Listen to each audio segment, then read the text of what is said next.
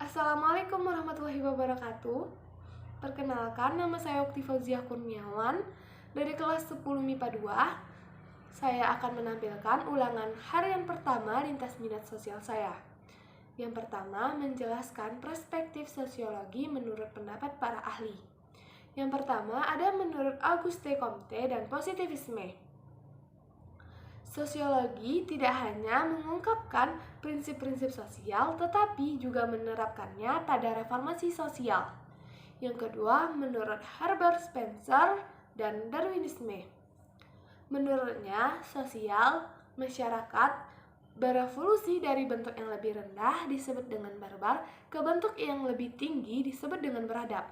Spencer juga menanamkan prinsip kelangsungan hidup mereka yang paling sepadan. Yang ketiga, ada menurut Karl Marx dan konflik kelas, yaitu yang dimana suatu masyarakat tanpa kelas yang bebas dan eksploitasi, yang dimana manusia itu akan bekerja sesuai dengan kemampuan yang mereka miliki dan akan mendapatkan hasilnya sesuai dengan kebutuhan mereka. Yang keempat, ada menurut Emile Durkheim dan integrasi sosial. Sosiologi adalah suatu ilmu tersendiri yang mempunyai ilmu tersendiri, yaitu disiplin. Yang kelima ada menurut Max Weber dan etika Protestan, yaitu suatu pendekatan atau penyangkalan diri terhadap kehidupan ini sebagai bentuk etika Protestan. Soal nomor 2 yaitu menjelaskan ciri-ciri sosiologi beserta contohnya. Yang pertama, ciri-ciri sosiologi adalah empiris. Empiris adalah suatu ilmu yang bersifat nyata, fakta, logis, tanpa adanya khayalan ataupun mengada-ngada. Contohnya, seorang penelitian melakukan penelitian terhadap kota Jakarta yang seringnya terjadi kemacetan. Setelah diteliti, penelitian tersebut mendapatkan penyebab terjadinya kemacetan di kota Jakarta, yaitu terjadi karena masih banyaknya kebiasaan masyarakat yang masih menggunakan kendaraannya pribadi, sehingga menyebabkan terjadinya kemacetan yang cukup panjang. Yang kedua ada teoritis, yaitu sosiologi merupakan suatu ilmu yang disusun dengan data hasil observasi yang akurat berdasarkan kaidah-kaidah ilmiah yang berlaku dengan dapat melihat sebab dan akibatnya atau seterhubungannya. Contohnya, seorang pelajar yang rajin belajar didorong karena keinginannya ingin menjadi seorang yang pintar serta berguna bagi siapapun. Yang ketiga ada kumulatif, yaitu sosiologi merupakan ilmu yang disusun dengan hasil observasi lapangan beserta teori-teori yang berlaku di dalamnya. Kumulatif ini dilihat dari keabsahannya yang selalu diperbaiki dari waktu ke waktu, sehingga teori ini bersifat tidak tetap, akan adanya perubahan terus-menerus. Contohnya, menurut teori Darwin, manusia di bumi ini berasal dari kera. Namun, berujungnya waktu, teori tersebut tidak lagi dipercayai oleh masyarakat. Yang keempat ada teori non-etis, yaitu sosiologi merupakan ilmu yang mengkaji suatu fenomena maupun masalah secara detail tanpa mempersoalkan nilai dari fenomena tersebut.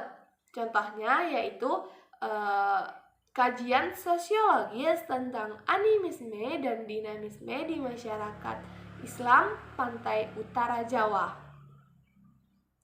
Yang ketiga, menjelaskan perbedaan objek formal dan objek material.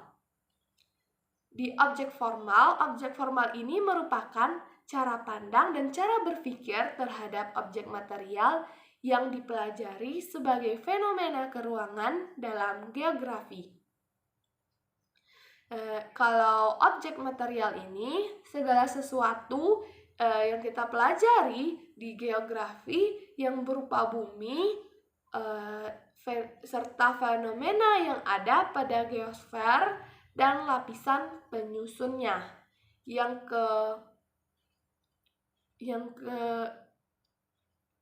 keempat yaitu menjelaskan metode penelitian sosial dalam sosiologi beserta bagian-bagiannya.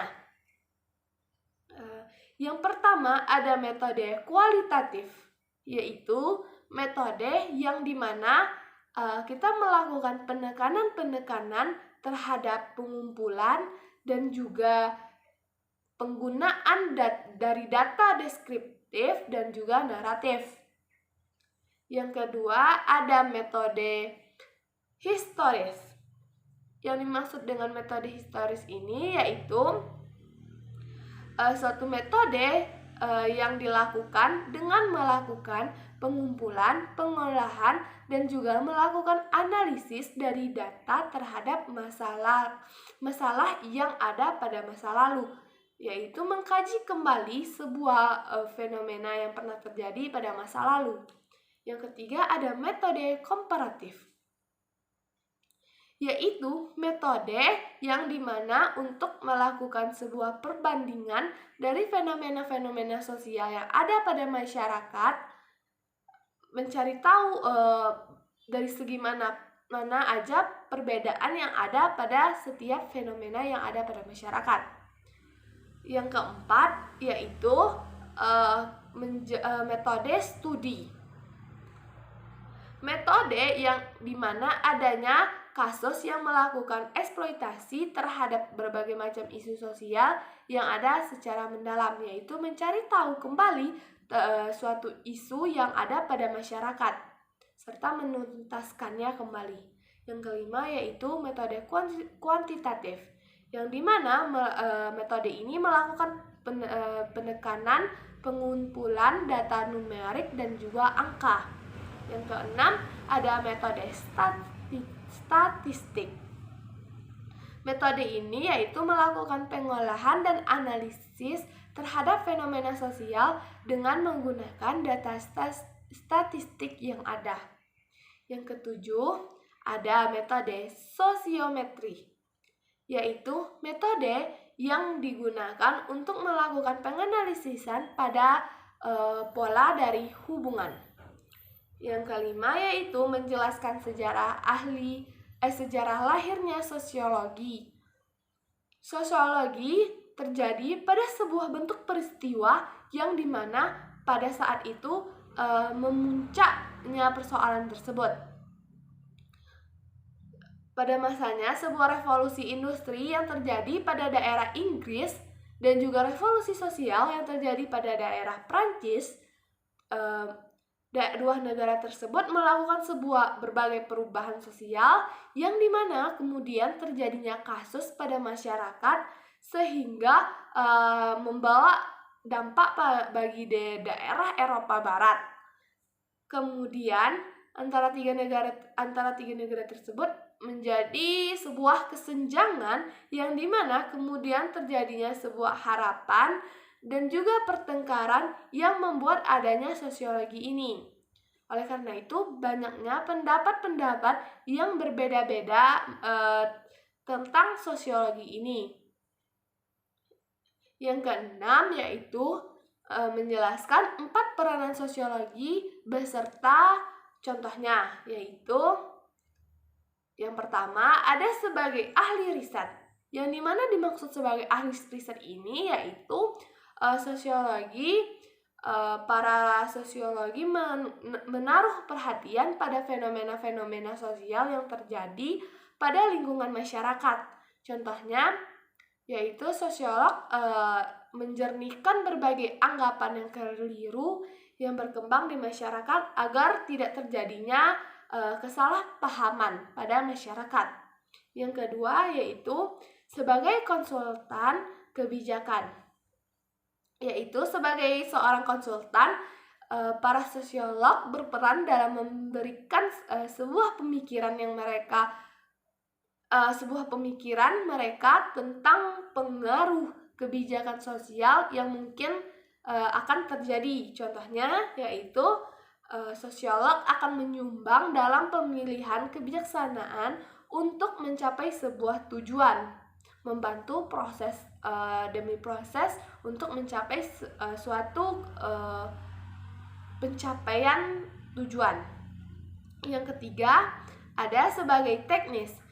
Yang dimaksud sebagai teknis ini, para sosiolog berperan untuk memberikan masukan ataupun saran kepada masyarakat dalam menyelesaikan suatu permasalahan sosial yang sedang mereka hadapi, agar tidak adanya kerumitan masyarakat. Contohnya, bekerja sebagai ilmuwan terapan. Yang keempat, ada sebagai pendidik. Yaitu sebagai pendidik, gunanya itu untuk mengkaji suatu fakta yang harus bersifat netral dan objektif, yang bebas nilai menyajikannya. Contohnya, konkret dalam keterlibatan pemecahan masalah. Peserta didik berfungsi untuk menganalisis perkembangan dan juga kemajuan sosial yang ada. Sekian yang dapat saya sampaikan. Mohon maaf atas kekurangan dan kesalahan. Terima kasih. Assalamualaikum warahmatullahi wabarakatuh.